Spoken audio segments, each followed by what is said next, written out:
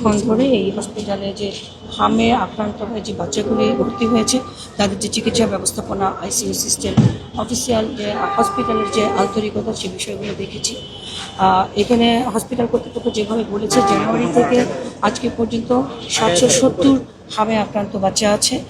গত 24 ঘন্টায় 36 জন ভর্তি হয়েছে এবং কালকে থেকে আজকে পর্যন্ত 110 জন ট্রিটমেন্টে আছে। 14 জন বাচ্চা আইসিইউতে ভর্তি আছে, তারা খুবই ক্রিটিক্যাল আছে। সরাসরি সরকার, মাননীয় প্রধানমন্ত্রী কিন্তু কঠোরভাবে নির্দেশনা দিয়েছেন যে হামে আক্রান্ত হয়ে বা চিকিৎসার অবহেলায় যেন একটা শিশুও ক্ষতিগ্রস্ত না হয় বা মারা না যায়। আজকে যারা বাচ্চারা যেখানে আছে, এরা আমাদের আগামী দিনের ভবিষ্যৎ। আমরা একসময় এই আমাদের জায়গাগুলি ছেড়ে দিয়ে তাদেরকে জায়গা করে দেব।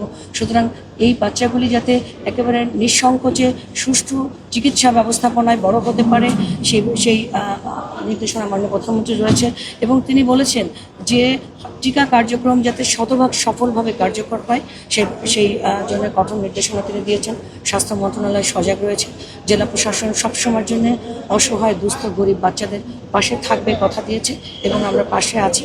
তারই অংশ হিসেবে আজকে ভিজিট করলাম। আমরা এখানে দেখেছি যে আপনারা সাক্ষাৎকার নিয়েছেন ভ্যান চালক, একটা আসলামের 7 মাস বয়সী একটা শিশু, তাকে চিকিৎসার অভাবে ট্রিটমেন্ট করতে পারছিল না এবং তারা নিয়ে যেতে চাচ্ছিল, টাকার অভাবে নিয়ে যেতে চাচ্ছিল। সেই বাচ্চার ট্রিটমেন্টের টোটাল খরচ জেলা প্রশাসন ঢাকা নিয়েছে মাননীয় প্রধানমন্ত্রীর পক্ষে। একটা ইমামের ছেলে, যে তাকে চিকিৎসকরা ধরেই নিয়েছিল যে সে 12 ঘন্টার ভেতরে, ভর্তির 12 ঘন্টার ভেতরে মারা যাবে। তো হসপিটাল কর্তৃপক্ষ, ডাক্তারদের আন্তরিক প্রচেষ্টা, নার্সদের তত্ত্বাবধানে শিশুটি এবং আল্লাহ পাকের অশেষ সহমতে সে এখন ইমপ্রুভিং একটা স্টেজে আছে। জেলা প্রশাসন তারও চিকিৎসা সেবার দায়িত্ব নিয়েছে। সব কিছু মিলিয়ে আমরা পাশে আছি। মাননীয় প্রধানমন্ত্রী বলেছেন একটা মানবিক এবং ন্যায়ভিত্তিক রাষ্ট্র গঠন, সাথে সাথে আধুনিক রাষ্ট্র গঠনের কথা বলেছেন এবং সেই মাননীয় প্রধানমন্ত্রী এই পথ চলায় আমরা সবাই মিলে তার সাথে থাকব। আপনারা আমাদেরকে সহযোগিতা করবেন একটি ন্যায়ভিত্তিক, কল্যাণকর, মানবিক রাষ্ট্র গঠনের জন্য। আপনাদের সবাইকে ধন্যবাদ। ঠিক আছে, এটা হচ্ছে যে জরুরি বিভাগে আমরা জানি এটা ডেডিকেটেড ঘোষণা করা হয়েছে যে 3টি ডেডিকেটেড হাসপাতাল রয়েছে, তার মধ্যে একটি হামের জন্য।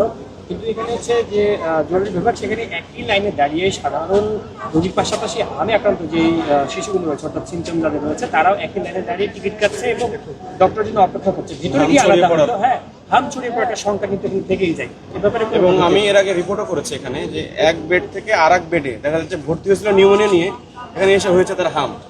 এগুলো কিভাবে আপনারা আসলে এই হসপিটালে যে বাচ্চাগুলি আসে, তারা মাল্টি ডাইমেনশনাল প্রবলেম নিয়ে আসে এবং একদম লাস্ট স্টেজে থাকে, সেই অবস্থায় আসে। তো সংগত কারণে হসপিটাল কর্তৃপক্ষ আমাকে যেভাবে বলেছেন যে ম্যাডাম এখানে খুবই ক্রিটিক্যাল স্টেজে যে বাচ্চাগুলো থাকে তারা আসে। তো আপনারা যেটা বলেছেন, আমি ডিরেক্টর মহোদয়কে বলে যাব যে অ্যাটলিস্ট লাইনটা আলাদা করুন, যে হামের বাচ্চারা এক লাইনে টিকিট কেটে ভর্তি হবে এবং জেনারেল যারা পেশেন্ট আছে তারা আরেকটা লাইনে টিকিট ভর্তি যে হচ্ছে বেডগুলো তো কাছাকাছি। আচ্ছা, মানে এই আইসোলেটেড করা হবে।